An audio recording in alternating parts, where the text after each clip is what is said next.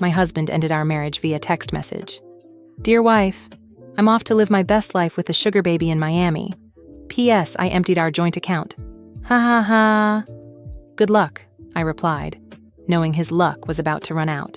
The message arrived while I was helping customers at my boutique. My fingers didn't tremble as I read it. My voice didn't waver as I assisted Mrs. Peterson in choosing a scarf. The only sign that my husband had just destroyed our marriage via text was a slight tightening around my eyes. I waited until Mrs. Peterson left with her purchase, carefully wrapped in our signature silver paper, before typing my response. Good luck. My name is Claire, and at 38, I had just received the cruelest goodbye in history. But while Mark was probably boasting about his grand exit, imagining me in tears over his betrayal, I was calmly closing my boutique at the end of the day. The signs had been there for months. Work nights that never showed up in bank deposits, sudden phone password changes, a new obsession with the gym, constant shopping for new clothes, desperately trying to recapture his youth. 3 months ago, I found a receipt for a dinner for two at an expensive restaurant, on the very night he claimed to be working late. That same night, I opened a separate bank account at another bank. A week later, when he mentioned combining our accounts to simplify things, I cheerfully agreed, while transferring all my personal savings to the new account. The joint account he had just emptied contained just enough to keep him from suspecting. 2 months of regular deposits. The rest was safely stored, along with detailed records of every suspicious transaction he'd made over the past year. My phone buzzed again. Don't bother begging. Melissa and I are leaving tomorrow. I'll send for my things later. Melissa, the new receptionist at his office. I met her at the company Christmas party. I saw how she laughed too loudly at Mark's jokes, how she touched his arm when she thought no one was looking. She was young enough to be his daughter, naive enough to think she was special. I didn't respond. Instead, I called my lawyer, the one I'd consulted 2 months earlier, when I found hotel charges on our credit card statement. It's time, I said simply. He's made his move. The papers are ready, she replied. I'll file tomorrow morning. Do you want him served in Miami? No rush. Let him think he's won first. Another text from Mark. I know this must be hard for you. After all, you're not getting any younger. At least you have your little shop to distract you. My little shop. The successful boutique I built from scratch. The one that generated more income than Mark's mediocre corporate job. The one whose profits I had carefully kept separate from our shared finances. I smiled, imagining the certified letters waiting for him in Miami. I let him enjoy his moment of triumph. That night, I stayed in our house. My house, since I inherited it from my grandmother, and had always kept it in my name, despite Mark's repeated attempts to convince me to add him to the deed. Another intuition that had thankfully paid off. As I gathered the documents my lawyer would need, I found our wedding album. Mark looked so different back then, before his midlife crisis turned him into a caricature of himself. Now, he wore shirts too tight for his softening belly, desperately tried to fit in with the younger coworkers, and used slang that sounded ridiculous coming from a 45-year-old man. My phone kept buzzing with new messages from him, each one more condescending than the last. I've been planning this for months. Melissa understands me in a way you never could. You'll be fine. Maybe you'll find someone your own age. I've already told my family. They agree we've grown apart. No one's really to blame. I took screenshots of every message, adding them to my evidence file. I let him dig his own grave. My lawyer would love his casual admission of premeditation and his triumphant announcement about emptying our joint account. But it was the last message that really caught my attention. Oh, and I used our joint card to pay for our flights and hotel. Consider it my parting gift. LOL. Perfect. I called the credit card company. Harrison speaking.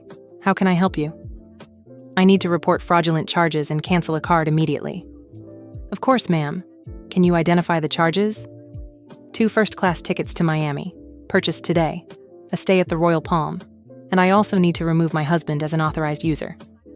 Do you have any documentation of the fraud? Text messages from my husband admitting he used our joint card to travel with his mistress, after emptying our bank account. I can forward them to you. The agent's professional tone couldn't fully hide his satisfaction as he canceled the charges. Mark and Melissa would arrive at the airport the next day to find their tickets voided and their hotel reservation canceled. My phone buzzed again. Don't worry about the house. I'll let you stay there until you find something smaller. I actually laughed out loud at that one. Did he really think he had any claim to my grandmother's house? Had his ego grown so large that he'd forgotten whose name was on the deed? Another alert on my phone. I know the store means a lot to you. We can agree on a fair payment for my half. My half? My store? The business I built, funded, and grew, while he complained about my work hours and called it a hobby. I poured myself a glass of wine. The good one. The one I'd been saving for a special occasion. Special occasion confirmed. Tomorrow Mark would learn some important lessons about property laws and asset division. But tonight I'd simply enjoy the silence and plan my next chapter. The next morning, I was greeted by a flood of increasingly angry messages from Mark. What the hell did you do to our credit card? The airline won't honor our tickets. The hotel canceled our reservation. Answer me. I silenced my phone and headed to the boutique. Friday was always our busiest day, and I had a new shipment of designer handbags to organize. Life goes on even when your husband runs off with a receptionist young enough to be his daughter.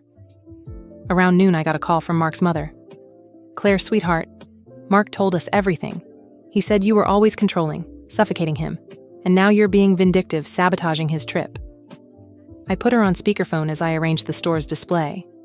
Did he mention that he emptied our joint account and bought tickets and a hotel for him and his girlfriend using our credit card? Silence. Then, a cough. Well, he said he had no choice, that you were cold and distant. Barbara, I have his texts. Do you want me to read them to you? The one where he brags about taking all our money? Or maybe the one where he mocks my age? More silence. He did seem a bit cruel. I even told him that message was inappropriate. I appreciate the call, Barbara. I've always liked you, but I think it's best we end this conversation here. My lawyer advised minimal contact with Mark's family during the proceedings. Proceedings? Already? Already. Goodbye, Barbara. By evening, Mark's sister Amanda was spreading gossip among their family and mutual friends. Apparently, Mark and Melissa were stuck in a cheap motel near the airport. The Miami Dream, temporarily on hold. He tried using his personal credit cards, but they'd been maxed out for months. Another red flag I'd already noticed. My lawyer called with an update. The emergency hearing is scheduled for Monday. Given that he admitted to emptying the joint account, and there's evidence of credit card fraud, we're in a very strong position to freeze all remaining assets. Has he been served yet? Not yet, but he'll receive the papers at the motel. Speaking of which, his girlfriend's social media is a goldmine of evidence. She's posting all about their adventure, including some very interesting comments about you. I smiled, thinking of my own documentation. A full year of suspicious charges, hotel receipts, texts proving premeditation. Mark had been so focused on his grand escape that he never considered I might have been watching, preparing. My phone buzzed again with another message. You think you're so clever, but I made copies of all the boutique's financial records. Half that business is mine. I forwarded the message to my lawyer, adding it to the growing dossier of Mark's mistakes. He'd learned the hard way about asset separation and business ownership. Sometimes the best revenge is simply being prepared. The emergency hearing on Monday went exactly as I'd hoped. Mark showed up dressed in his new youthful identity. Designer jeans too tight for his age and a blazer that screamed midlife crisis. Melissa waited outside. Under the courtroom's harsh lighting, her youth seemed even more out of place. My lawyer presented the evidence with surgical precision. Mark's texts bragging about emptying our joint account. The credit card fraud. The documented history of hidden expenses over the months. Each piece meticulously gathered through my silent patience. Mark's hastily hired lawyer tried to argue. My client admits he made some rash decisions, but Mrs. Harrison's actions were vindictive and calculated. My lawyer didn't hesitate. Calculated? You mean prudent? My client protected her separate assets and kept detailed records of her husband's suspicious behavior. That's not revenge, that's intelligence. The judge reviewed my documentation. The house deed, in my name only. The boutique's registration, also in my name only. The clear separation of personal and business finances, something Mark had always dismissed. Then, he looked directly at Mark and said, Mr. Harrison, you admitted via text that you deliberately emptied a joint account and used shared credit cards to fund a trip with your girlfriend. Do you deny this? Mark squirmed uncomfortably. I was just trying to end things cleanly. By committing financial fraud? The judge raised an eyebrow. And now you're claiming rights to assets that clearly aren't marital property? The business grew during the marriage. Mark's lawyer tried. The business was founded before the marriage, my lawyer interrupted. And Mrs. Harrison maintained a strict separation between personal and business finances. We have detailed records of every penny invested and earned. I watched Mark's face as reality began to sink in. He thought it would be easy. Empty our accounts, run off with his mistress, and maybe claim half my business in the divorce. He'd never bothered to understand why I insisted on keeping everything separate. He'd mocked my financial meticulousness, calling it overkill. The court finds sufficient evidence of financial misconduct, the judge announced. All shared assets are frozen pending final dissolution of the marriage. Mr. Harrison must return any funds withdrawn from joint accounts within 24 hours. But that money's gone, Mark protested. We spent it on... Then I suggest you find a way to return it, the judge interrupted. And Mr. Harrison, the court takes a very dim view of using joint credit cards to fund affairs. As we left the courtroom, I heard Melissa asking about their Miami plans. Mark's reply was lost in the sound of my heels clicking firmly against the marble floor. I was returning to my business, the one he'd never understood or respected. In the weeks that followed, Mark tried everything. He claimed the boutique had been his idea, said he remembered investing money in it early on, even suggested he'd always been my business partner. But each claim was quickly disproven by my meticulous records. He's getting desperate, my lawyer observed. His girlfriend's posting on Instagram about them living in her tiny apartment. Seems living on a receptionist's salary isn't the glamorous escape he imagined. Mark's family started reaching out again. This time, the tone was very different from their initial accusations. We had no idea, his sister Amanda admitted. He told us you were cold, controlling, that he needed to escape. But then we saw his texts, the way he bragged about taking your money. That's not the brother I knew. His mother called me again, crying. The things he said about your age, about trading you in for someone younger. I raised him better than that, or at least I thought I did. I let the calls go to voicemail. Their support might have meant something weeks ago. Now they just seemed like rats abandoning a sinking ship. Meanwhile, my boutique thrived. Ironically, the local gossip about my situation brought many women into the store to show support, and many of them left with far more than they'd planned to buy. My ex tried something similar, one customer remarked as she picked out a designer bag. Thought he'd take everything in the divorce. Men like that never expect us to be smarter than them. My phone still buzzed occasionally with messages from Mark. The tone ranged from anger to manipulation. You ruined everything. I never meant to hurt you. You'll regret being so vindictive. Can't we work this out another way? That business would be nothing without my support. I forwarded each message to my lawyer without responding. I let him dig his own grave. From the gossip that reached me, Melissa was starting to have doubts. Sharing a tiny apartment with a middle-aged man who couldn't pay his own rent no longer seemed so exciting. What had felt like a forbidden romance during secret hotel rendezvous was now just a frustrating reality. She began posting about toxic relationships and learning from mistakes. During our update yesterday, I noticed she removed her relationship status, my lawyer commented. For a moment, I almost felt sorry for Mark. Almost. But then I remembered how casually he'd texted that he'd emptied our account. The cruel jokes about my age, the way he'd assumed I'd be helpless without him. And instead of pity, I felt something else. Pride. Pride in my foresight, in my quiet strength, and in my ability to protect myself while he underestimated me. The final divorce hearing was nothing like Mark had imagined. His arrogant demeanor was gone. Now he was nervous, almost panicked. Melissa? She didn't even show up. According to office gossip, she'd already moved on with a coworker her own age. Mark wore his old clothes. Apparently, the new designer wardrobe had been returned to help replenish the joint account funds.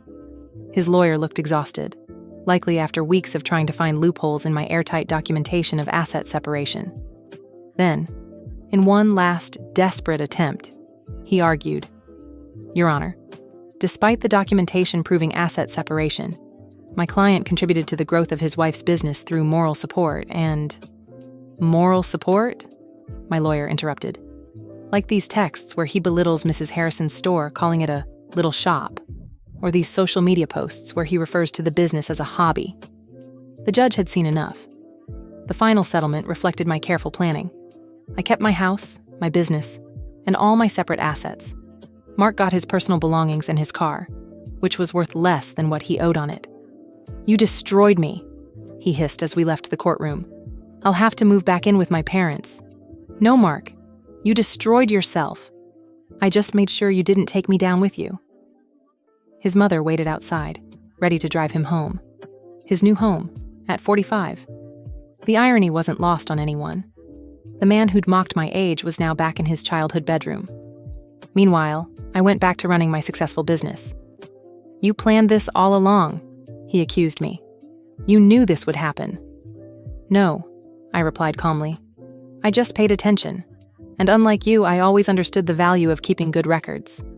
His mother stepped between us. "Enough, Mark. You've embarrassed yourself enough already." As they walked away, I heard her begin to scold him. "Honestly, what were you thinking? Emptying bank accounts, sending those horrible messages?" I watched them disappear into the parking lot, feeling only relief. Mark thought he was writing the ending of our story with that cruel text, but all he did was trigger the plans I'd already laid. My phone vibrated. This time, it wasn't Mark. It was notifications for new orders on my boutique's online store. Life moved on, just not in the direction he'd imagined. My boutique grew so much that I opened a second location. The irony wasn't lost on me. While Mark struggled to rebuild his life, the little shop he'd scorned was thriving. I hired 3 new employees, launched an online store that was gaining national attention. Updates about Mark's situation trickled in through mutual acquaintances. He tried dating apps, but women his age weren't interested in a middle-aged man living with his parents. The younger ones? After hearing office rumors, and Melissa sharing screenshots of his desperate texts trying to win her back, they avoided him entirely. Even his career took a hit.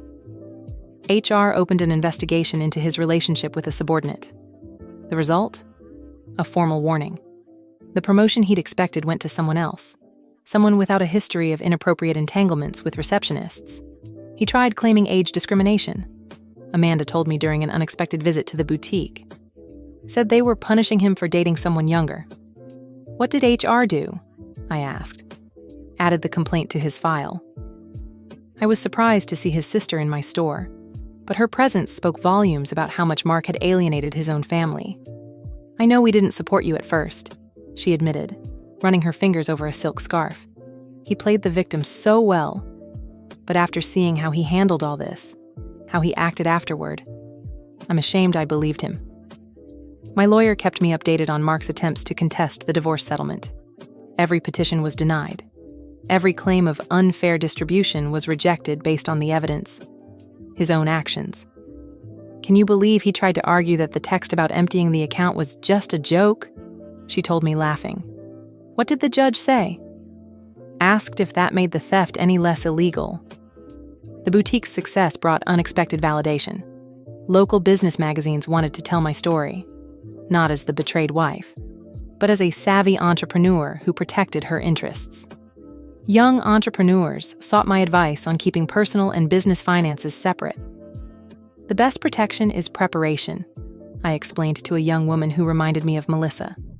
"And always trust your instincts." Mark's mother still called occasionally, usually after he'd done something especially self-destructive. He tried online gambling, hoping for a shortcut to fix his finances.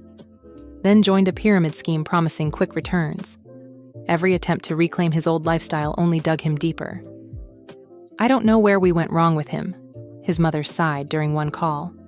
"His father and I offered to help him start over, if he took responsibility for his actions. But he still blames everyone. You, Melissa, the company, the judge." I listened politely but kept my distance. His family drama was no longer my problem. My life had moved on, filled with plans for the boutique's 3rd location and a possible luxury accessories expansion. The only reminder of Mark's impact on my life was a framed print hanging in my office, a screenshot of his last message before I blocked his number. "Enjoy your little shop. At least it'll keep you busy in your old age." Beneath it was my latest business award. Proof that sometimes, the best revenge is simply succeeding on your own terms. Update. The opening of my 3rd boutique attracted local media. But the story they wanted to tell wasn't about my failed marriage. It was about a successful entrepreneur expanding her brand. Mark's betrayal had become just a footnote in my growth story. Then Melissa walked in. She looked younger than ever, or maybe I just felt so much stronger. She hesitated, clutching her purse like a shield. "I owe you an apology," she said quietly. "I believed everything he told me, that you were cold, controlling, that you didn't support his dreams." She took a deep breath before continuing.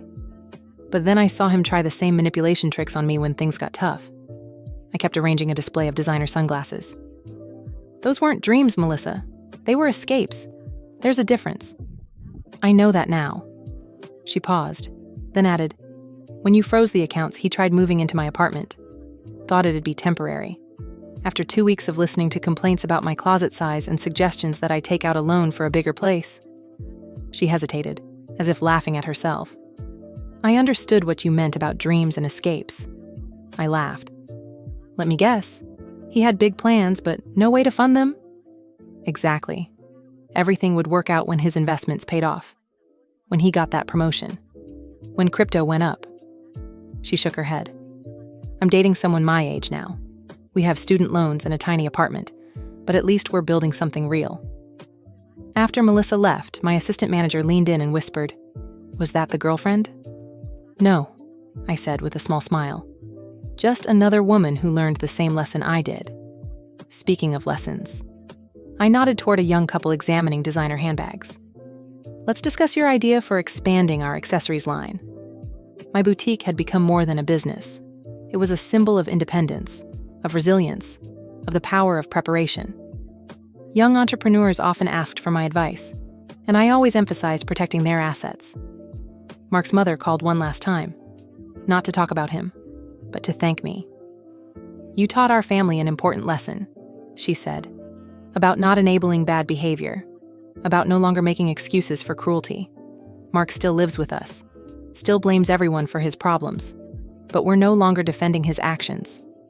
That was my legacy, teaching the difference between supporting someone and just enabling their self-destruction. I thought about that as I reviewed plans for my 4th store. Mark wanted to diminish me, wanted to trade me in for a younger model, wanted to take half of everything I'd built. In the end, all he did was push me to become even stronger, more successful. My phone vibrated. A text from my lawyer. Mark filed another petition to revisit the settlement. The judge denied it immediately and ordered him to pay court costs. "Thought you'd like to know." I smiled, picturing Mark in his childhood bedroom, still trying to rewrite an ending that had been determined. The moment he underestimated me. In my office, the framed screenshot of Mark's last text remained on the wall, not as a reminder of pain, but as proof of how far I'd come.